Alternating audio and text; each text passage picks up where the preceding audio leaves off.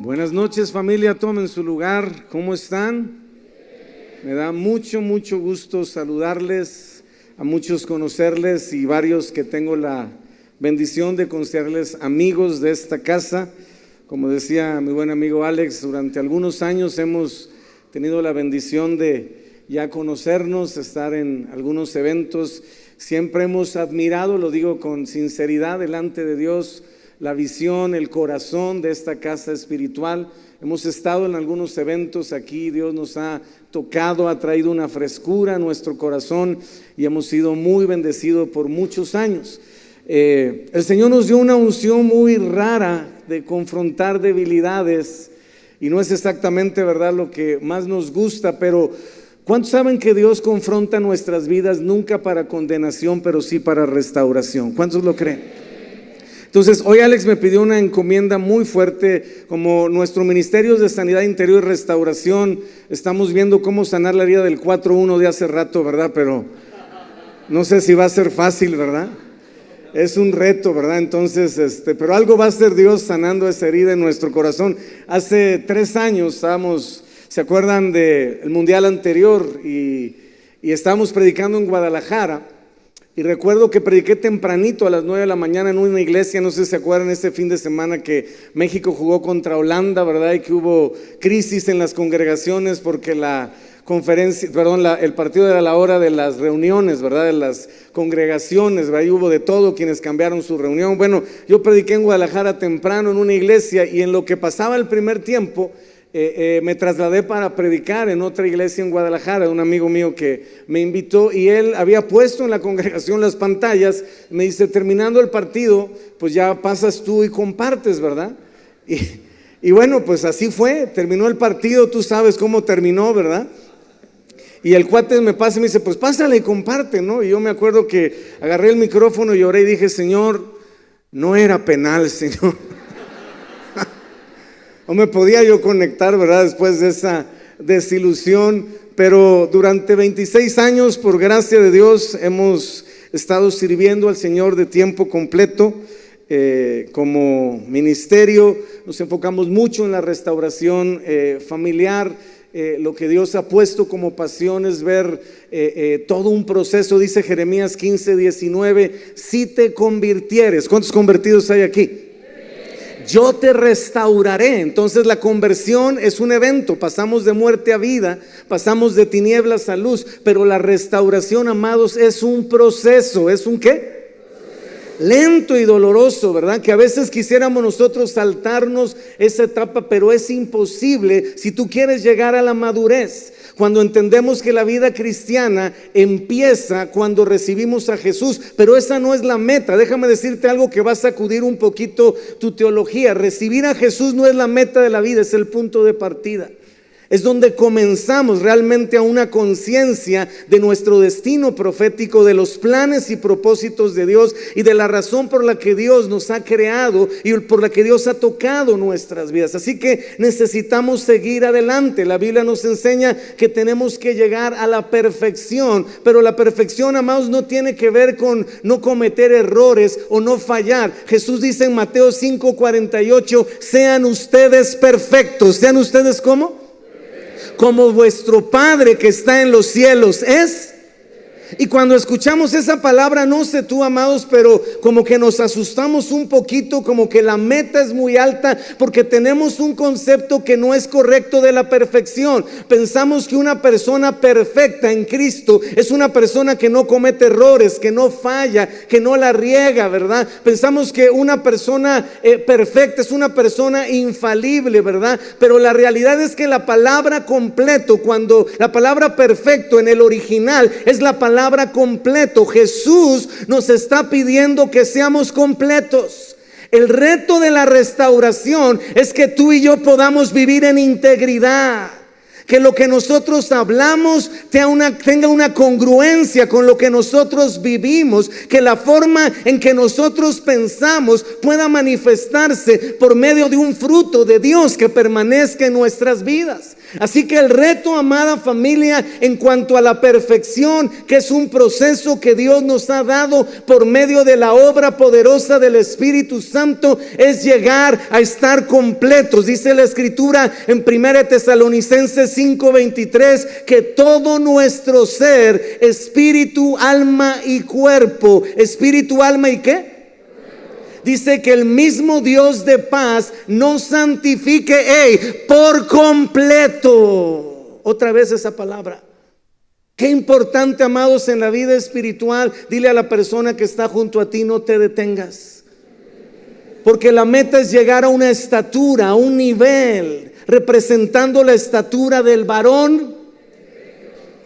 Jesucristo es el único completo en el sentido específico de vida, de testimonio y de integridad. Pero esa es nuestra meta, amados. No te tienes que parecer al vecino. Di conmigo: gracias a Dios. Tenemos que parecernos con Cristo y tenemos que llegar a la plenitud. Ahora escúchame, no podemos llegar a la plenitud de vida en Cristo si no usamos el 100% del potencial espiritual que nos has dado.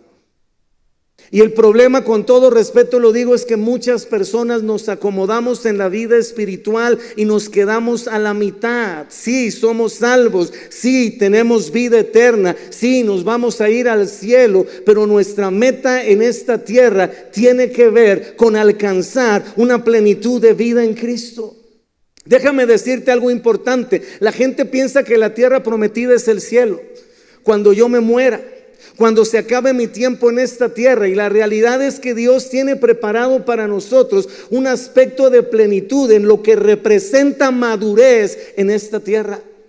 El apóstol Pablo decía en 1 Corintios 13, 9, 11, no recuerdo bien: cuando yo era niño, ¿cuando yo era qué?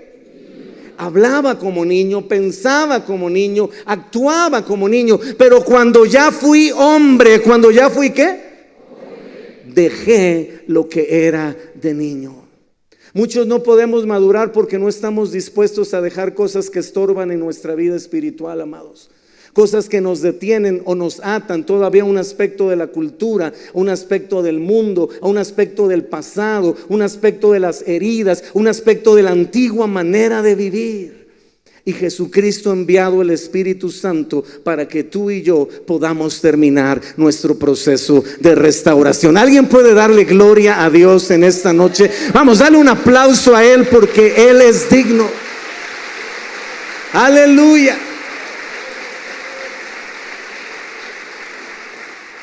Dice Filipenses 1:6 que el que comenzó en nosotros la buena obra. ¿Quién comenzó la buena obra en tu vida? ¿Quién comenzó la buena obra en tu vida? ¿El diablo?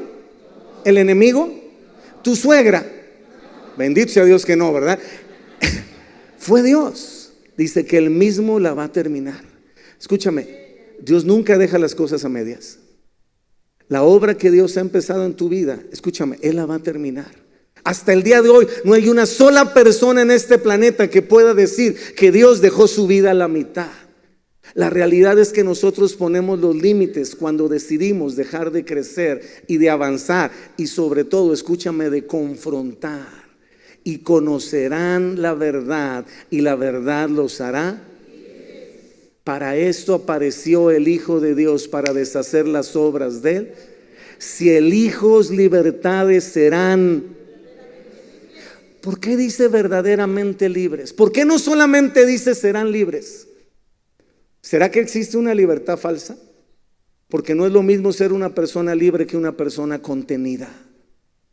Y muchas personas, amados, lo digo con todo respeto, con la gracia que el Señor me ha dado de viajar por muchísimos lugares y encontrar que de pronto hay personas en las congregaciones que son bombas de tiempo. Están conteniendo el dolor, están conteniendo la tristeza, están conteniendo el miedo, el temor, la angustia. Hasta que un día, desafortunadamente, esa materia prima que el enemigo tiene para atormentar trae un efecto que puede colapsar su vida y el entorno donde Dios te ha puesto. No es lo mismo ser una persona libre que una persona contenida. El deseo de Dios es que con la ayuda del Espíritu Santo, dice la Escritura, donde está el Espíritu de Dios, ahí hay. Así que gracias a Dios por el Espíritu Santo que nos hace libres. Y como la restauración Es un proceso. ¿Qué es la restauración? Dios nos ha enseñado, amados, que hoy vamos a avanzar en nuestro proceso de restauración. La Biblia dice que la senda del justo, ¿cuántos justos hay aquí? Es como la luz de la aurora que va en aumento, en aumento, en aumento, hasta que el día es. Otra vez esa palabrita. ¿Será que Dios nos quiere enseñar algo al respecto, amados? ¿Será que hoy tenemos que cambiar nuestro concepto de perfección y entender que sí puede ser realmente una meta en nuestra vida espiritual, en un sentido diferente del que de alguna forma podíamos nosotros comprender al respecto? Entonces, entendiendo que estamos en un proceso, ¿en qué estamos? Nosotros durante años creamos una casa productora que se llama Creación Amistad, que está dedicada a producir materiales de restauración. No son predicaciones, son series de conferencias con ministración. Esta se llama Lastimados por los que amamos. Hay series de 5 o de 4 y son, te repito, series de conferencias con ministración. Y esta tiene que ver con las heridas de los más cercanos. ¿Alguien sabe de qué estoy hablando? Amados, las heridas más profundas en nuestra vida son de aquellos más cercanos a nuestro corazón. El problema es que no sabemos qué hacer cuando amamos a una persona, pero al mismo tiempo le queremos apretar el pescuezo. Algunos por ahí hasta brincaron de gusto, ¿verdad? Hay alguien que me entiende, ¿verdad? Entonces, este material nos ayuda. Este otro se llama Raíces. Esta es una serie de 5 conferencias con ministración para arrancar de nuestra vida, ¿verdad? Todo lo que tiene que ver, escúchame, con la amargura, con la culpa, con la vergüenza, con el rechazo, con el orgullo, con la soberbia, con la rebeldía, lotería, ¿verdad? Cosas que afectan nuestras relaciones interpersonales. A veces la gente dice, es que así soy. No es así, hay una raíz que está ahí afectando en que tú y yo podamos vivir en libertad. Y hay más material, este se llama Educando a los Hijos. 3 series de cómo los padres podemos ministrar a nuestros hijos. Escúchame, ¿estás aquí? Te prometo que ya me callo. Por etapas. No es lo mismo ministrar a un chico a los 3 años que a los 16, ¿verdad que no? ¿Alguien aquí tiene hijos adolescentes? Que Dios los tenga en sus... Perdón, O sea, a ti ya la bestia, el falso profeta y el anticristo te hace los mandados, ¿verdad? Ya con un adolescente en casa, ya la gran tribulación no es nada, ¿verdad? La adolescencia no es una mala etapa, aunque no lo creas, pero nos pasa la factura de las cosas que en las etapas anteriores no ministramos en la vida de nuestros hijos. Así que ahí estará el material solamente por hoy en una mesa que espero de verdad te pueda bendecir. Y aparte usamos gran parte de este material para apoyar misioneros mexicanos en otros países, en especial en países musulmanes. Cierra tus ojos un momento conmigo. Padre, gracias por la palabra que hoy tienes preparada por esta casa, por el Espíritu Santo que hoy con toda libertad se mueve en medio de nosotros. Señor, abre nuestro corazón, nuestro entendimiento. Como decía el rey David, examíname, oh Dios, y conoce mi corazón. Que no haya nada oculto y guardado que pueda estorbar, Señor, para que yo pueda llegar a la meta y vivir esa vida en abundancia por la cual Jesucristo murió por mí en la cruz del Calvario. Aquí estoy, Señor, habla porque tus hijos oyen. Espíritu Santo de Dios, toma control y desata tu poder en cada vida, tocando, removiendo, metiendo tu mano, arrancando lo que tenga que ser arrancado, sanando lo que tenga que ser sanado, restaurando lo que tenga que ser restaurado, liberando lo que tenga que ser liberado por tu poder en esta noche, Señor. Aquí estamos en el nombre de Jesús, te rogamos, ven y toma el control de este tiempo, de cada vida, Señor, y trae un fruto, Señor, donde tu palabra es prosperada para todo aquello para lo cual tú la envías. Recibe la gloria y la honra en el nombre de Cristo Jesús. Amén. ¿Alguien le puede dar un aplauso al Señor? Vamos, dáselo fuerte porque Él es digno. Aleluya. Wow. Gracias, Dios. ¿Estás listo? Dile a la persona que está junto a ti, va a doler. Vamos a hablar de algo que le hemos puesto por título: el secreto de una herencia próspera. No te emociones, no tiene que ver con un aspecto económico. Tiene que ver con el entendimiento de principios de la palabra y cosas que de la vida de Dios quiere reproducir en nosotros. Amados, tenemos como herencia y prosperidad los temas, o mejor dicho, tenemos temas como herencia y prosperidad que se tienen que convertir en parte de nuestra prioridad como hijos de Dios. Una de las evidencias de procesos de madurez en nuestra vida es que empezamos a ser más conscientes de los propósitos de Dios. Cuando empezamos nuestra vida espiritual, si somos sinceros, nuestro enfoque tiene mucho que ver con nuestras necesidades. Pero conforme vamos avanzando en la vida espiritual, nos damos cuenta que hay muchísimo más en los planes y propósitos de Dios en nuestra vida. Amados, vivimos en una cultura terrible en cuanto al entendimiento espiritual de las generaciones. Vivimos como si fuéramos la última generación, vivimos como si fuéramos la última Coca-Cola en el desierto y nos olvidamos precisamente de temas tan importantes como los que te acabo de mencionar. Mira lo que dice la Escritura, acompáñame al segundo libro de la Biblia, Éxodo capítulo 3 y versículo número 6. Esta es la manera en que Dios se revela a Moisés, el que va a ser el libertador del pueblo. Cuando Dios está a punto de activar el tiempo de la libertad, cuando Dios está a punto de rescatar un pueblo que durante 400 años ha estado en oscuridad, ha estado en confusión, ha estado en esclavitud, ha estado en opresión, la forma en que Dios se revela al hombre que va a ser portador del mensaje para este pueblo es la siguiente. Éxodo 3:6, y dijo: yo soy el Dios de tu padre, Dios de Abraham, Dios de Isaac y Dios de Jacob. Dios se revela a Moisés como un Dios de generaciones, como un Dios que está interesado en nuestra vida, pero también en nuestro entorno y en nuestra descendencia, como alguien hablando de Dios que muchas veces no termina en una generación lo que comenzó. Quizás muchos de nosotros, como vamos a ver más adelante, hemos tenido la gracia de que Dios inicie en lo que representa la vida espiritual en nosotros. Quizás tú has sido el primero en tu familia, como me sucedió a mí, que se convierte, que tiene un encuentro personal con Dios, y no es fácil lo que representa ser el primero en ningún sentido, amados, pero Dios tiene un propósito más allá de nosotros. Y tenemos que comenzar a activar en un sentido, escúchame, primero de entendimiento y revelación, pero también en cuanto a lo que representa la acción y las prioridades en nuestra vida. Si hablamos de un hombre tremendo como Abraham, lo que Dios le prometió a Abraham no lo cumplió completamente su generación. Tuvo efecto hasta después de transmitir la vida de Dios a las siguientes generaciones. Y qué privilegio tenemos muchos de nosotros de poder comenzar en lo que representa este tema y por lo tanto empezar a activarlo en nuestra vida en particular. Quiero que me acompañes a la palabra.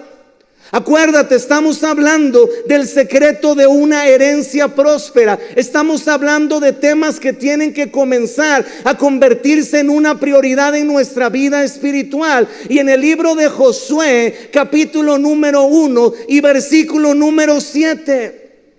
Uno quizás de los versículos más conocidos, ¿verdad? Y representativos de lo que representa el inicio de una nueva generación. Está la generación de Moisés, una generación que tiene que salir de Egipto, que tiene que salir de esclavitud, que tiene que salir del mundo, que tiene que sacudirse en todos los aspectos la mundanalidad, que tiene que recorrer un espantoso desierto durante 40 años, porque aunque el pueblo de Israel cambió de posición, no había cambiado de mentalidad. Durante muchos años, a través del desierto, Dios se tomó el tiempo de comenzar a purgar lo que representaba. Él no estaba en Egipto, pero seguía manteniendo la mentalidad de esclavo. Y todo ese aspecto durante generaciones que ni pichaban, ni cachaban, ni dejaban batear. 10 generaciones de ni fu ni fa. De desayunar, comer y cenar, esclavitud. Y Dios se revela a esa generación manifiesta su poder, hace obras poderosas a través de Moisés, los saca de forma milagrosa de Egipto, ¿verdad? Y los quiere meter a una tierra prometida, pero desafortunadamente esa generación no llegó. Pero Dios levanta una nueva generación. ¿Cuántos saben que existe la generación de Josué? Y este es el momento, di conmigo, de transición. Moisés ha muerto. Se levanta una nueva generación. Es el tiempo de entender que la mentalidad de esclavitud, de sentirse conquistado, de sentirse derrotado, de sentirse completamente abatido y decepcionado, se tenía que acabar, y nace una generación conquistadora. Una generación que está, vamos a decirlo así, lista para entrar a la tierra prometida. Y estas son las palabras que Dios le da a esta nueva generación a través de su siervo llamado Josué. Josué 1:7 dice la palabra: solamente esfuérzate. ¿Solamente qué? Y sé muy valiente para cuidar de hacer conforme a toda la ley que mi siervo Moisés te mandó. ¡Ey! Dios no está desechando la generación de Moisés. Dios no está diciendo que la generación de Moisés no sirvió. Dios no está diciendo que la generación de Moisés, escúchame, no cumplió su propósito. Dios está diciendo que la generación de Moisés sirvió para sacar al pueblo de esclavitud, para sacar al pueblo de oscuridad, para sacarlo en el sentido espiritual del mundo y de la cultura del mundo. Tiene un propósito esa generación, con todo lo que hizo, con todo lo que se esforzó, con todo lo que de alguna manera se experimentó durante esa generación. Pero ahora es una generación que está a las puertas de la tierra prometida. Y Dios está diciendo: tienes que tomar tu legado.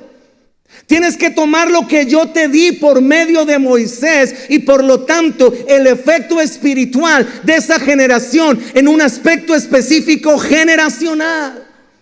Pero sigue Dios hablando. Escucha, aquí viene lo que quiero hacer énfasis en esta noche. Dice la Biblia: no te apartes de ella ni diestra ni a siniestra, para que seas prosperado en todas las cosas que emprendas. Amados, la Biblia marca que la prosperidad en la vida del hombre viene por causa de la palabra de Dios. Ahora quiero que me escuches. El principio de la herencia espiritual. ¿Estás aquí todavía?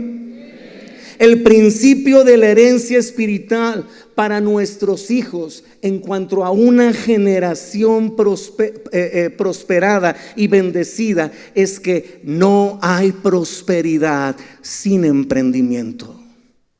Déjame decirte algo interesante. Una persona puede ser bendecida, pero no prosperada.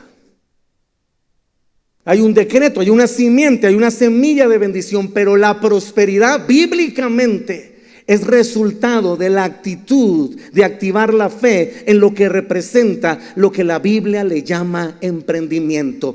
Todo lo que emprendas será. Y creo que hoy tú y yo tenemos que abrazar este principio espiritual. Déjame explicarte un poquito para que aterricemos un poquito más lo que significa emprender. Porque a veces pensamos en emprender y sabrá Dios que entendemos, ¿verdad? Y cada uno quizás tenemos nuestro concepto, pero vámonos al tumbaburros. ¿Alguien aquí conoce el tumbaburros? Muy bien. Y el tumbaburros dice que emprender, escucha, es acometer y comenzar una obra, un negocio, un empeño, especialmente si encierra dificultad o peligro. Bíblicamente, emprendimiento es comenzar algo nuevo. Bíblicamente, emprendimiento tiene que ver con el entendimiento de que Dios nos ha mandado a cada uno de nosotros en diferentes aspectos y en diferentes etapas a comenzar algo. Algo que tiene que ver con su llamado, algo que tiene que ver con su propósito, algo que tiene que ver con su destino profético, algo que tiene que ver con sus sueños, con su voluntad. Durante mucho tiempo, amados, si somos sinceros, vivíamos la vida loca.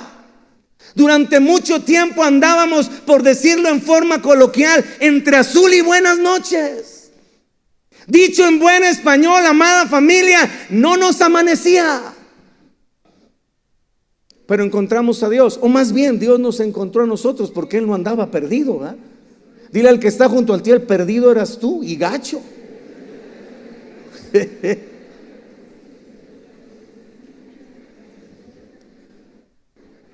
Pero nos tocó emprender el camino de la fe. ¿Alguien está aquí?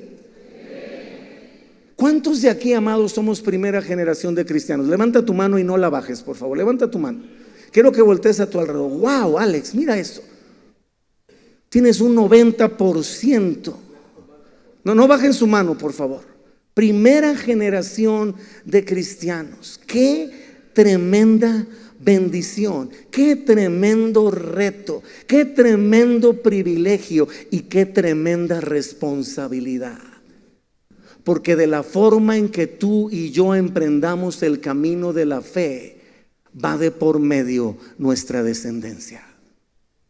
Tú decides si emprendes con religiosidad.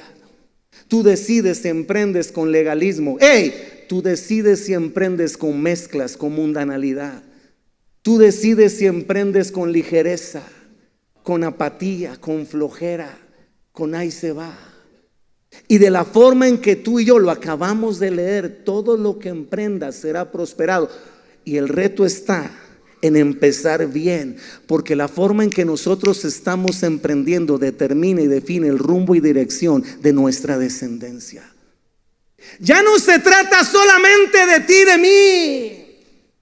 Durante mucho tiempo, amados, lo digo con sinceridad, hemos vivido la vida con la idea: lo que yo haga a nadie le importa. ¿Cómo no? A tu descendencia.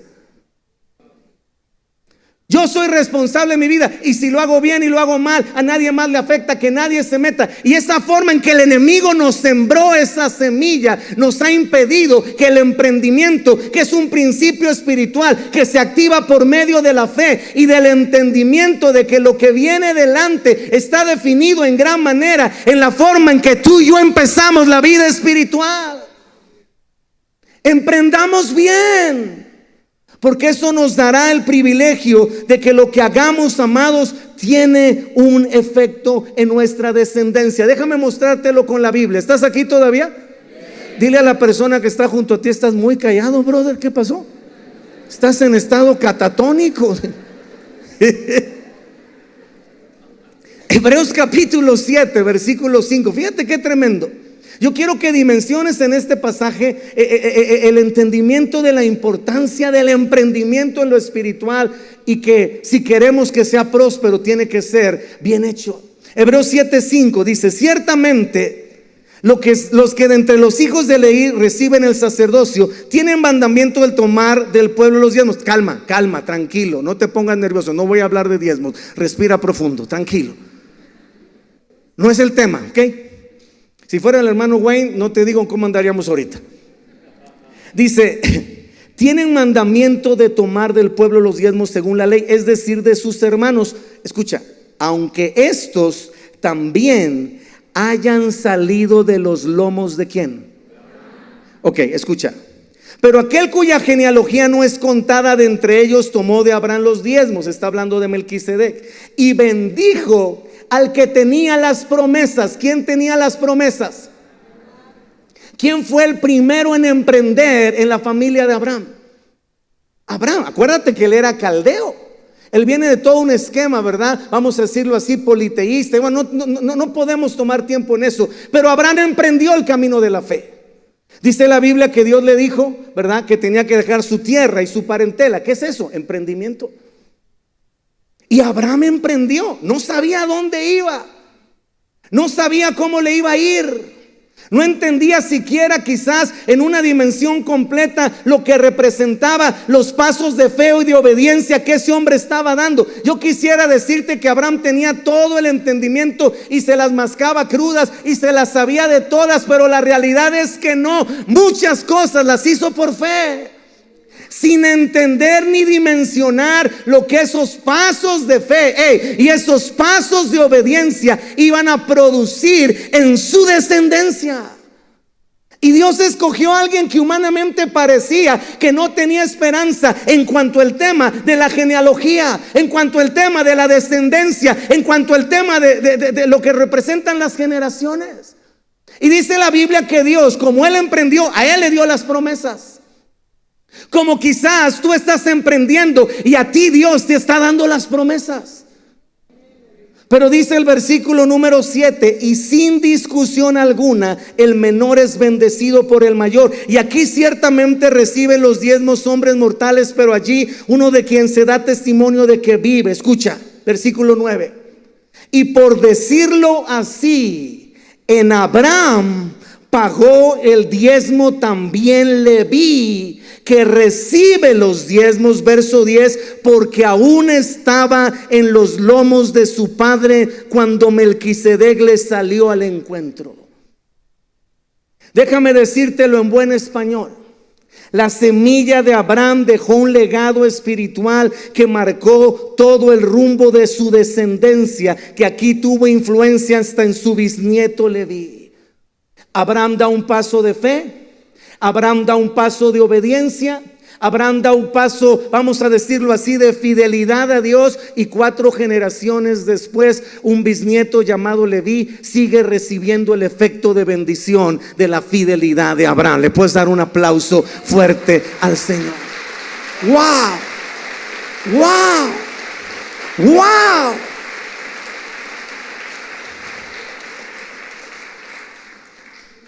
Amados, tenemos que emprender bien, porque básicamente podemos criar hijos de Dios conscientes de un llamado espiritual y de un propósito eterno, o podemos criar materia prima para que Satanás siga alimentando este mundo de caos y de desorden. ¿Qué crees tú, amado, que sea la voluntad de Dios? Creo que necesitamos estar conscientes de ello. Ahora, déjame reforzar esto, porque estoy terminando la introducción. Gracias, no es cierto. Bueno, sí es cierto, pero no es cierto. Acompáñame a Efesios capítulo 1. Estoy tratando de poner un fundamento para lo que Dios nos va a soltar y preparar nuestro corazón para lo que el Espíritu Santo va a sellar en esta noche en nuestras vidas. Efesios capítulo número 1, versículo número 14. ¿Estás aquí todavía? Sí. Efesios 1, 14 dice la palabra de Dios. En Él, di conmigo, en Jesús. También ustedes, habiendo oído la palabra de verdad. ¿Cuántos han oído la palabra de verdad?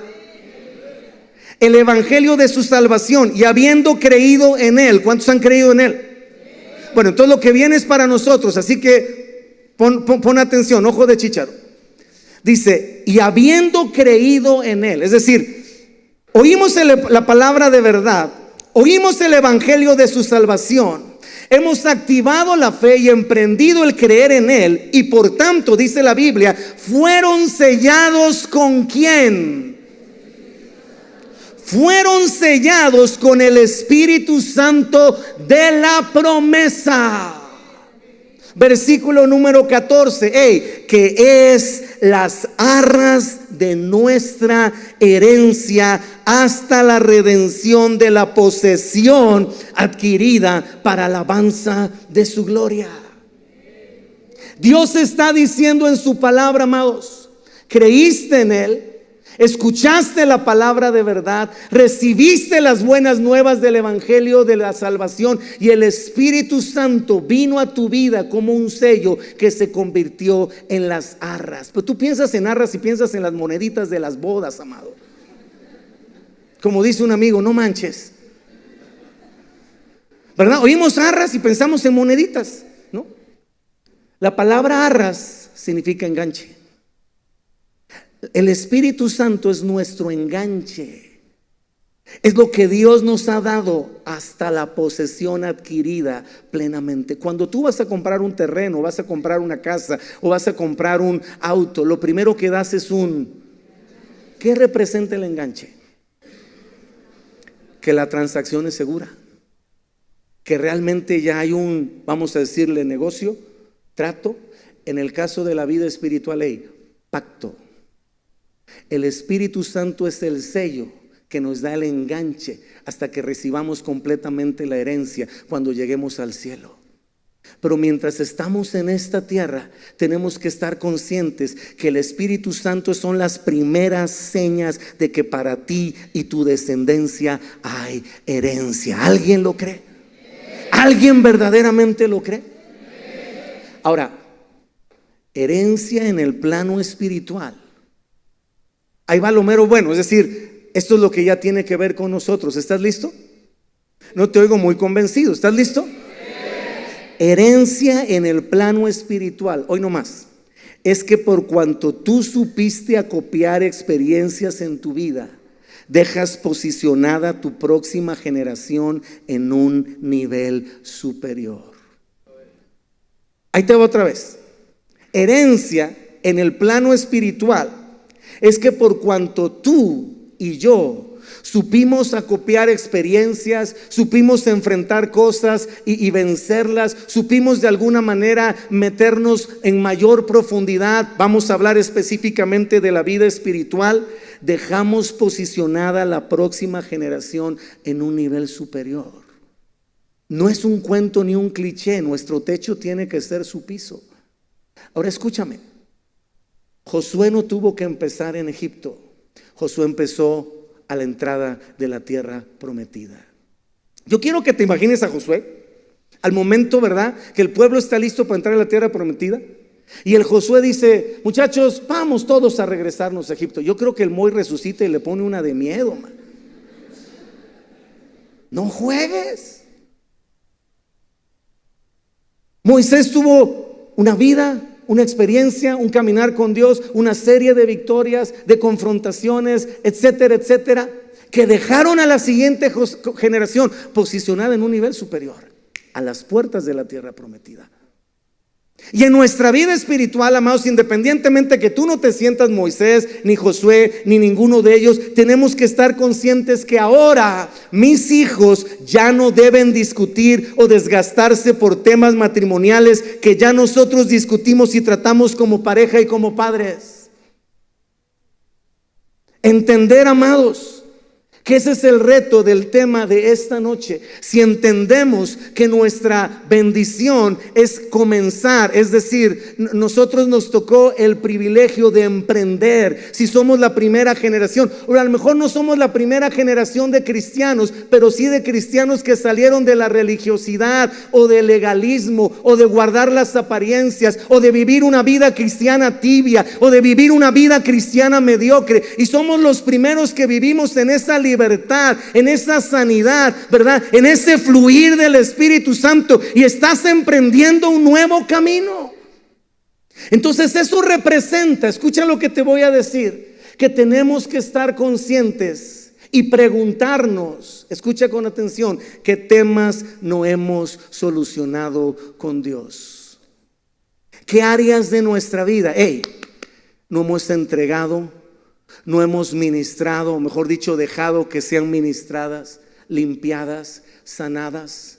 ¿Qué cosas quizás por miedo, por vergüenza, por culpa, por incomodidad, por flojera, por comodidad hemos estado guardando? ¿Qué debilidades en nuestra vida no estamos confrontando?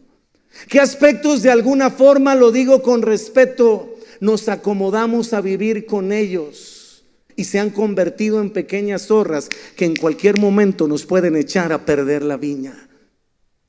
¿Qué aspectos de nuestro ser interior, amados, todavía necesitan reflejar ese aspecto de plenitud y de libertad? ¿Qué cosas, como dice Juan 14:30, Jesús declara: ahí viene el príncipe de este mundo, pero él nada tiene en mí? Un proceso completo de libertad, un proceso completo de sanidad, un proceso completo de restauración, una vida que nos pueda posicionar por el emprendimiento que estamos haciendo en una madurez que nos permita experimentar la vida en abundancia y la plenitud de vida en Cristo. Y esa es la pregunta de hoy. Si entendemos que somos la generación que emprende y queremos emprender bien, ¿qué temas a estas alturas del partido todavía tienen que ser confrontados con Dios? ¿Qué cosas en nuestro interior, amados, no se han solucionado? porque esas son con las que estarán batallando nuestros hijos en la siguiente generación. Yo no sé qué piensan sus pastores, Alex y Norma, pero en lo personal, Alex, no hay nada más triste para mí en los años que tengo, 26 por gracia de Dios, de servir a Dios de tiempo completo, que atender a los padres por una situación y años después atender a los hijos por la misma bronca. ¿De qué caramba sirvió la otra generación? No hay nada más triste, creo yo, quizás haya muchas otras cosas, peor, que estar escuchando a los hijos y decir: yo ministré a los padres hace 15 años por esto mismo. No les dieron herencia. No terminaron de tratar quizás con el tema. No pudieron solucionar en algún aspecto esa situación. Mira lo que dice la Biblia, amados. Hebreos capítulo 12, versículo 1 al 4. Y quiero que tomes el contexto de lo que Dios nos está hablando en esta noche. Tómese el fundamento de la palabra que Dios nos está sellando en esta noche. Y escuches esta palabra. Dice: por tanto, nosotros también, teniendo en derredor nuestra tan grande nube de testigos, di conmigo, descendencia, nacida y no nacida, espiritual o física, porque no solamente te estoy hablando de tus hijos físicos, sino también de los espirituales. Las personas con las que tú estás trabajando en un aspecto de formación, de discipulado, de entrenamiento, de tutoría, de pastorado, como le quieras llamar. La Biblia dice, por tanto, es decir, teniendo conciencia que estamos emprendiendo un camino donde tenemos alrededor una gran nube de testigos, N cantidad de personas que consciente o inconscientemente dependen de nosotros, por lo menos en lo espiritual. Y dice la Escritura que estando consciente de esa nube de testigos, dice la Biblia: despojémonos de todo peso y del pecado que nos asedia. Muchos de nosotros hubiéramos asegurado que la vida cristiana solamente se trataba de poder acabar con el pecado. Pero la realidad, amados, es que hay muchas cosas en nuestra vida que no tienen que ver con el pecado, pero afectan nuestra vida espiritual. Las heridas no son un pecado, el dolor no es un pecado, pero afecta nuestra vida espiritual. El cansancio no es un pecado, pero sí es una debilidad y puede afectar nuestra vida espiritual. Hola, estás muy callado. ¿Así son siempre, mi querido Alex? Dile al que está junto a ti: tu silencio me tranquiliza.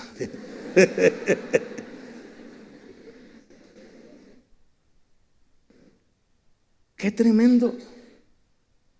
La Biblia no habla solo de acabar con el pecado. La Biblia habla de acabar con cosas que se convierten en un peso para nuestra vida y para la siguiente generación.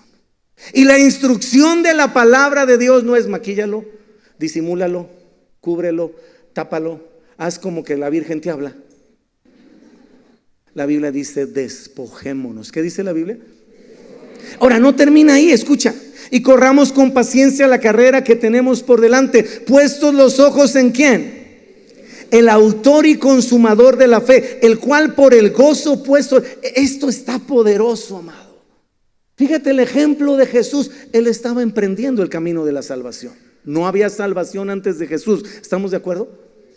Y la forma en que Jesús tomó el valor, la fuerza, vamos a decirlo así, el respaldo, la convicción de ir a la cruz. Sabemos lo que pasó en el huerto de Getsemaní. Señor, si es posible, pasa de mí esta copa, pero no se haga sino la tuya.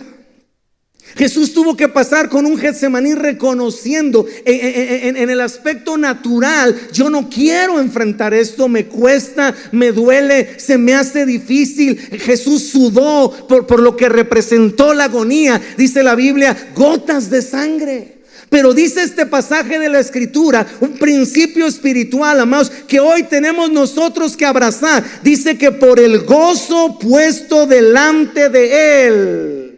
Cuando te vio a ti y a mí, cuando vio las generaciones que iban a venir después a experimentar la sanidad, la libertad, la restauración y la vida en abundancia que hoy podemos disfrutar, Jesús estuvo dispuesto a soportar el oprobio de la cruz.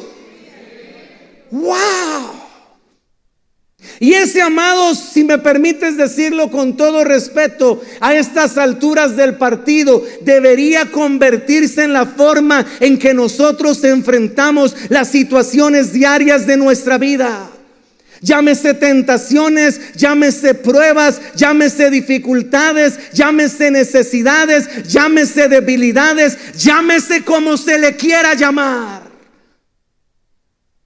Poniendo adelante los ojos y diciendo: sí, este emprendimiento me está costando Dios y su ayuda. Y déjame decirte algo que desde que estaba orando hace rato Dios puso en mi corazón. Hay personas que vinieron en esta noche a este lugar, escucha, pidiéndole a Dios: dame una razón para seguir adelante, dame una razón para seguir luchando, dame una razón para no detenerme y para no claudicar. Hoy te tengo una razón gloriosa: tu descendencia. Vale la pena.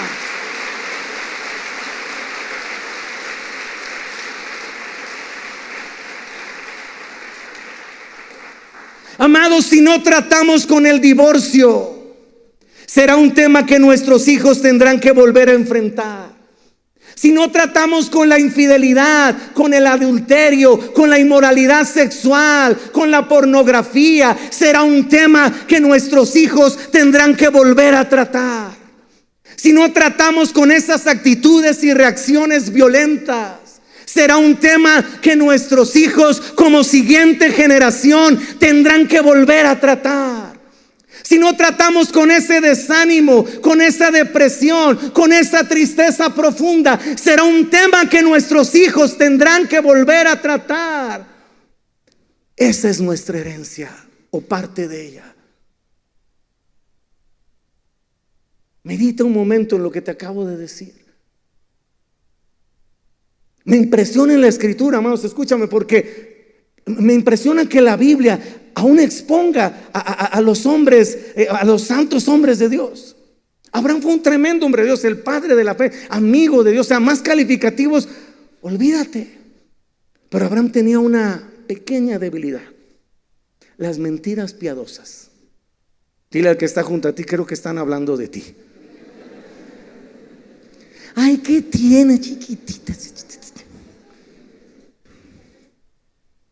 Abraham tenía la bella costumbre que cada vez que llegaba a un reino le decía a su esposa: nada más un favorzote, vas a decir que eres mi hermana y no que eres mi esposa, por aquello de 5 razones de zacatito verde lleno de rocío. ¿Sí me explico? Entonces la presentaba como: es mi hermana, y todo el mundo lo traía de cuñado y lo trataban así. Era el cuñado Abraham. Y menos se mete en una broncota. Escucha, una nación completa, Dios cerró la matriz de todas las mujeres porque estaban a punto, perdón por la frase, de darle matarile a Sara. Es decir, un rey estaba a punto de tomarla como esposa, por decirlo de manera coloquial. Y Dios intervino. Y Abraham tuvo que orar por, o sea, toda una historia. Siguiente generación, Isaac. Ahora, déjame decirte una cosa: cuando eso pasó, Isaac todavía no nacía. Ni siquiera estaba en planes de Abraham y de Sara, porque pues ellos pensaban que nanáis. Siguiente generación, Isaac, hace exactamente lo mismo. Di que eres mi hermana y no mi esposa. Siguiente generación, Jacob, usurpando el lugar de su hermano. Di que eres Esaú y que no eres Jacob. 3 generaciones sin tratar con el problema de las mentiras piadosas. Hay efectos, por misericordia de Dios, no se notan mucho. ¿Con qué tenemos que tratar nosotros? ¿Qué tanto estamos dispuestos, amados, hoy? Si alguien pudiera pasar a apoyarme en las maracas, no sé, el güiro, la mandolina, Soy jarocho, así que se echen la bamba, ¿no? El arpa. Tarara, tarara. No. Perdón ustedes. Soy jarocho, no es cuento. Yo sé que tengo cara de musulmán, pero no soy jarocho. El de la entrada no me quería dejar entrar. Quería pasarme por un detector de metales y no sé. Me vio cara de talibán, dijo, no, este trae una bomba o algo, ¿no? Me vio con una cara de... No creía que yo iba a compartir, te lo prometo. El que venía conmigo, es que él es el conferencista. No, mangos, que este es talibán, ¿no? Me tuvieron arrestado 8 horas en España, Alex, por esta cara de, ¿no? Y lo increíble es que tengo pasaporte español. Me arrestaron en Paraguay, me arrestaron en Alemania, y no me quito la barba, fíjate nomás, eso es parte de mi herencia. No, tengo 2 hijas, así que no puede ser parte de mí. ¿Qué temas quiere Dios tratar con nosotros? ¿Estaremos dispuestos como Jesús por el gozo puesto delante decir, me cuesta mucho trabajo tratar con ese miedo, con ese temor, tratar con esa inestabilidad emocional, tratar con esa situación de tendencia a la separación, al divorcio, con esa agresión, con esa debilidad de carácter, con esa situación quizás donde todavía luchas con la inmoralidad sexual, con la pornografía, quizás con las palabras de negatividad, de pesimismo, quizás con ver las cosas siempre de manera negativa. Quizás estás luchando con esa situación de caer vez tras vez en la depresión, esos pensamientos de no puedo, de no sé, de no tengo. Queremos que eso sea parte de nuestra herencia, amados. Yo quiero pedirte que prepares tu corazón, porque yo sé que el Espíritu Santo va a remover algunas cosas que durante demasiado tiempo estaban ahí guardadas, eran casi sagradas para no tocar. La caja de Pandora, esa que dijiste nunca más. Perdóname que me atreva a decir algunas cosas que el Espíritu Santo está poniendo. No has tratado con ese problema de abuso sexual y tu tacto está contaminado.